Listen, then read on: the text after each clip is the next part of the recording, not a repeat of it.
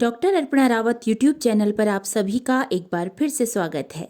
आज का यह वीडियो कक्षा 12 के लिए है और आज के इस वीडियो में आपके लिए है फणीश्वर नाथ रेणु जी द्वारा रचित कहानी पहलवान की ढोलक के प्रश्नों के उत्तर।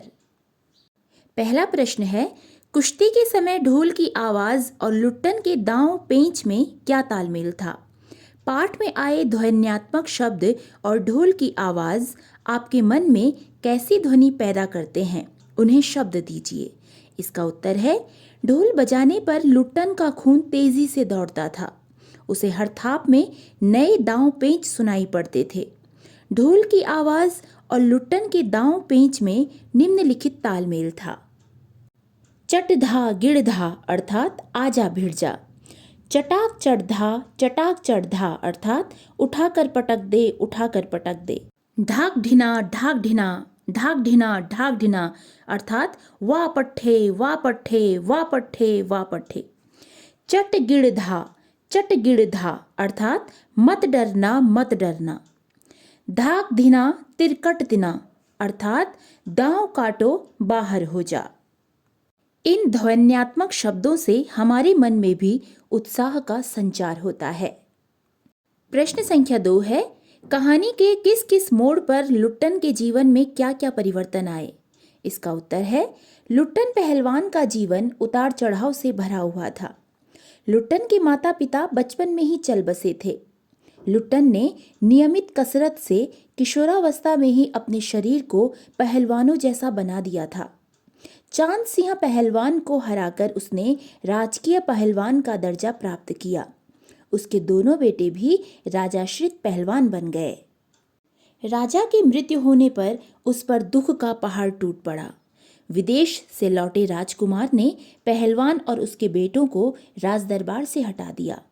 गांव जाकर वे जैसे तैसे गुजारा कर रहे थे, परंतु गांव में फैले मलेरिया और हैजा ने लुट्टन के बेटों को भी चपेट में ले लिया और दोनों की मृत्यु हो गई। तो इस तरह से लुट्टन के जीवन में ये परिवर्तन आए।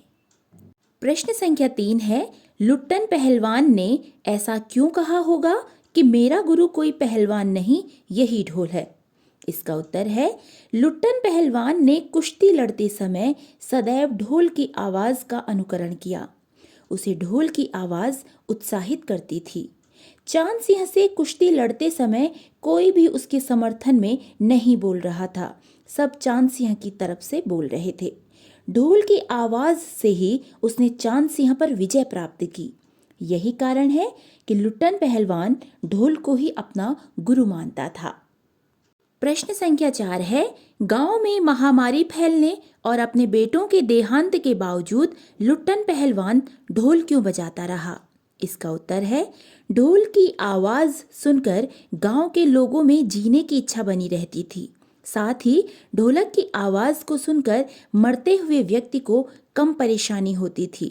पहलवान नहीं चाहता था कि गांव के लोग जीने की उम्मीद छोड़ दें, इसलिए अपने बेटों के देहांत के बावजूद लुट्टन पहलवान ढोल बजाता रहा। प्रश्न संख्या 5 है, ढोलक की आवाज का पूरे गांव पर क्या असर होता था? इसका उत्तर है, महामारी से जूझ रहे ग्रामीणों को ढोलक की आवाज संजीवनी शक्ति की तरह मौत से लड़ने की प्रेरणा देती थी।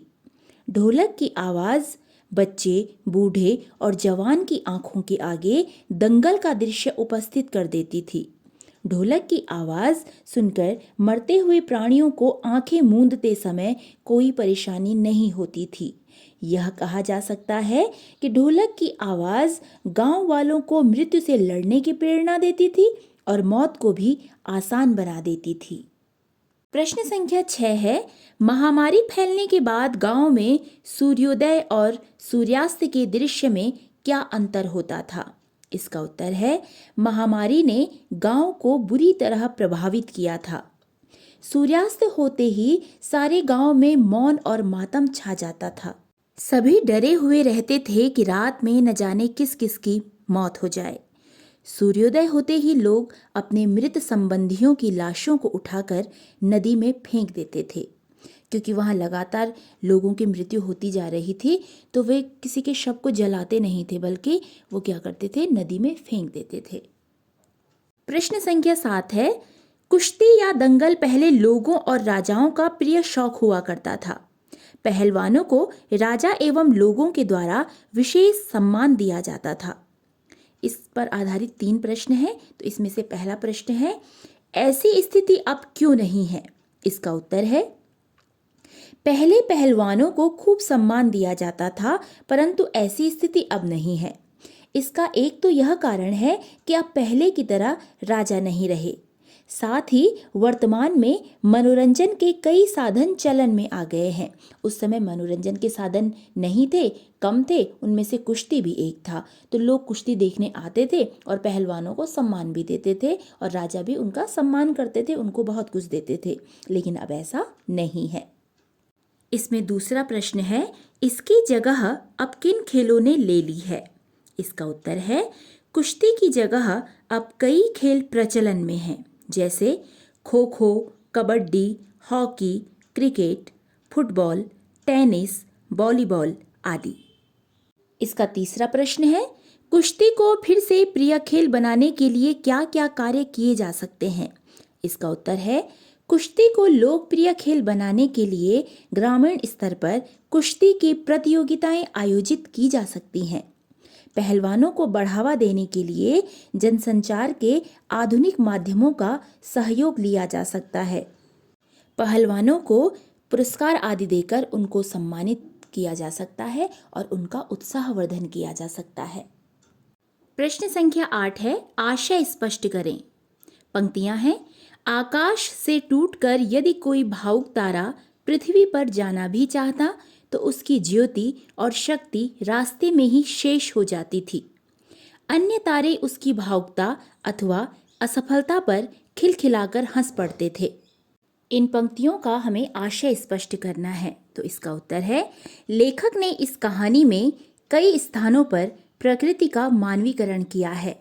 यहाँ भी प्रकृति का मानवीकरण है। लेखक को लगता है कि महामारी में गांव की दुर्दशा पर आकाश के तारे भी आंसू बहा रहे हैं। आकाश भी दुख के अंधकार में डूबा हुआ है। यदि कोई तारा गांव वालों के दुख को कम करने भी आना चाहता तो वह मार्ग में ही नष्ट हो जाता था। अन्य तारे उसकी भावनाओं को नहीं समझते थे और उस पर हंसते थे। प्रश्न संख्या 9 और अंतिम प्रश्न है, पाठ में अनेक स्थलों पर प्रकृति का मानवीकरण किया गया है। पाठ में से ऐसे अंश चुनिए और उनका आशय स्पष्ट कीजिए। इसका उत्तर है, पहला वाक्य है जहां प्रकृति का मानवीकरण किया गया है। पहला वाक्य है, अंधेरी रात चुपचाप आंसू बहा रही थी, अर्थात यहाँ रात का मानवीकरण किया गया है। ओस की बूंदों को रात के आंसू बताया गया है। दूसरा वाक्य है, तारे उसकी भावुकता अथवा असफलता पर खिलखिलाकर हंस पड़ते थे। तो इसका आशय है, यहाँ तारों का मानवीकरण किया गया है। तारे हंसते हुए दिखाए गए हैं। अब जो तीसरा उदाहरण है वो प्रकृति का नहीं है बल्कि निर्जीव वस्तु का है।